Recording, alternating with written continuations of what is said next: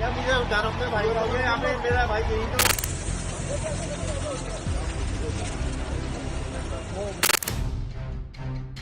दिल्ली के सबसे व्यस्त चांदनी चौक में एक बड़ा धमाका। इस एक धमाके के साथ करोड़ों भारतीयों के मन में बैठा सबसे बड़ा भय सत्य सिद्ध हो गया। भय इस बात का कि चारों ओर से जहरीले नागों से घिरी हमारी मातृभूमि को सुरक्षा एजेंसियां कब तक बचाएंगी। 11 वर्ष से अधिक समय से उन्होंने रात दिन जागकर हमें हर बुरी नजर से बचाया है, किंतु हर किसी के मन में प्रश्न था कि ये सुरक्षा चक्र कब तक काम करेगा। कभी तो किसी की पलक झपकेगी, कभी तो किसी से कोई चूक होगी। विश्व में कोई भी सुरक्षा व्यवस्था 100% गारंटी नहीं दे सकती।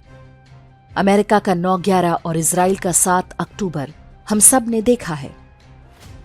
सबकी यही प्रार्थना थी कि ईश्वर हमारे सुरक्षा बलों को हनुमान जैसी शक्ति दें। लेकिन प्रार्थनाओं की भी एक सीमा होती है, विशेष रूप से तब जब बाहर बैठा शत्रु अंदर से भी भरपूर खाद पानी पा रहा हो।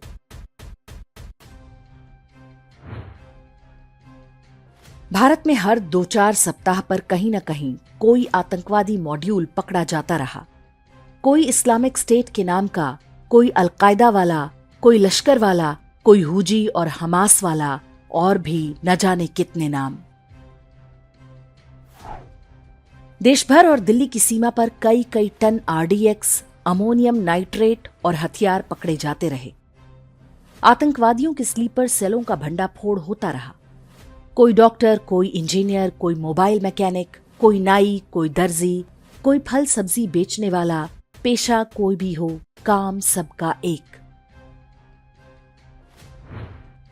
बीते दशक में आतंकवादी बहुत सफल नहीं हो पाए, लेकिन ऐसा भी नहीं हुआ कि वो समाप्त या मरणासन्न हो गए हों। वे हमारे बीच ही फलते फूलते और तगड़े होते रहे। हम उन्हें देखते और पहचानते रहे, फिर भी सरकार, सुरक्षा एजेंसियां और जनता उनका कुछ भी बिगाड़ नहीं सके। आतंकवादी और आतंकी सपोर्ट सिस्टम दोनों ही बना रहा, कहीं छिपकर तो कहीं संविधान और कानून की आड़ लेकर खुल्लम खुल्ला।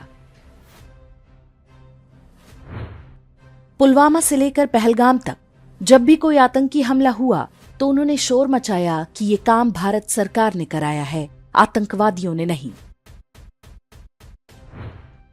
पहलगाम हमले का आरोपी सलमान मूसा मारा गया तो भारत की मुख्य विपक्षी पार्टी यही सोचकर दुखी थी कि सेना ने कार्रवाई का नाम ऑपरेशन महादेव क्यों रखा।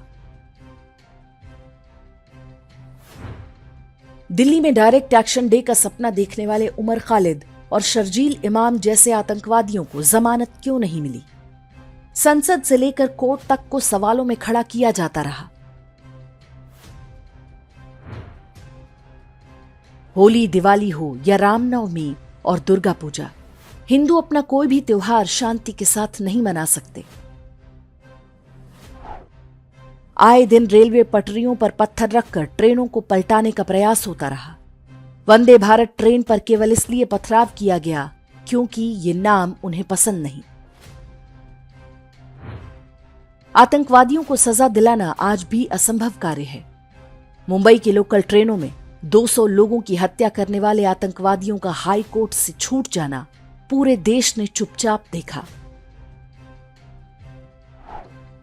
जयपुर में सीरियल ब्लास्ट कराकर 71 हिंदुओं की हत्या करने वाले 4 आतंकवादियों को सजा देने में न्यायालय को अब भी 2 दशक लग जाते हैं। सीरिया से लौट कर आए आईएसआईएस के घोषित आतंकवादी को आज भी कोई जज ये कहकर छोड़ देता है कि उसके मानवाधिकारों का उल्लंघन हो रहा है।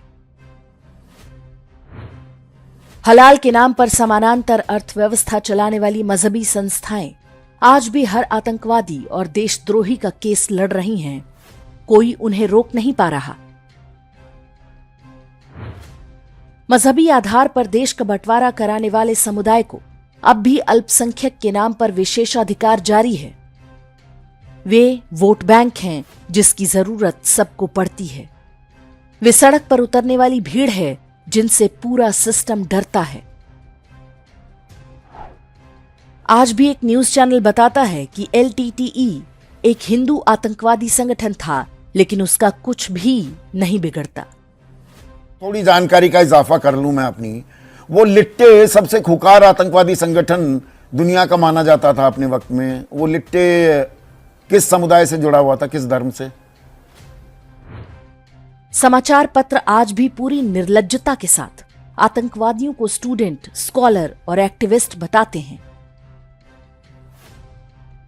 बॉलीवुड आज भी ऐसी फिल्में बनाता है जिनमें भारतीय सेना का जवान आतंकी होता है और कोई शाहरुख, सलमान आईएसआई के साथ मिलकर उसका अंत करता है। जब तक भारत में होने वाले मजहबी हमलों को बीते 1000 वर्ष में हुए हमलों के ऐतिहासिक संदर्भ से नहीं देखा जाएगा, जब तक समस्या के अनुरूप उसका उपचार नहीं होगा, तब तक आतंकवादी सफल होते रहेंगे। जब तक समस्या का जड़ से निदान न हो, तब तक भलाई इसी में है कि भारत के हिंदू भीड़भाड़ वाले स्थानों और बाजारों में जाने से बचें। पुलिस कहे या ना कहे, हम मानकर चलें कि कोई संदिग्ध वस्तु बम हो सकती है। अपने जानमाल और व्यापार की सुरक्षा के लिए हम स्वयं ही उत्तरदायी हैं। या हम अपनी सरकार और पूरी शासन व्यवस्था पर दबाव बनाएं कि उनके शुतुरमुर्ग बनने के दिन गए। रेत से सिर निकालकर सच को देखें और स्वीकार करें। न स्वयं धोखे में रहें, न 100 करोड़ देशवासियों को धोखा दें। मजहबी विक्टिम कार्ड देखते ही भीगी बिल्ली बन जाने की बीमारी अब बहुत हुई। भारत का हिंदू आपकी भीरुता, कायरता और पॉलिटिकल करेक्टनेस की बहुत कीमत चुका चुका है, लेकिन अब और नहीं। हमारी एजेंसियां इस षड्यंत्र की तह तक जाएगी। इसके पीछे के षड्यंत्रकारियों को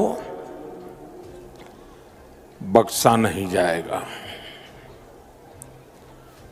All those responsible will be brought to justice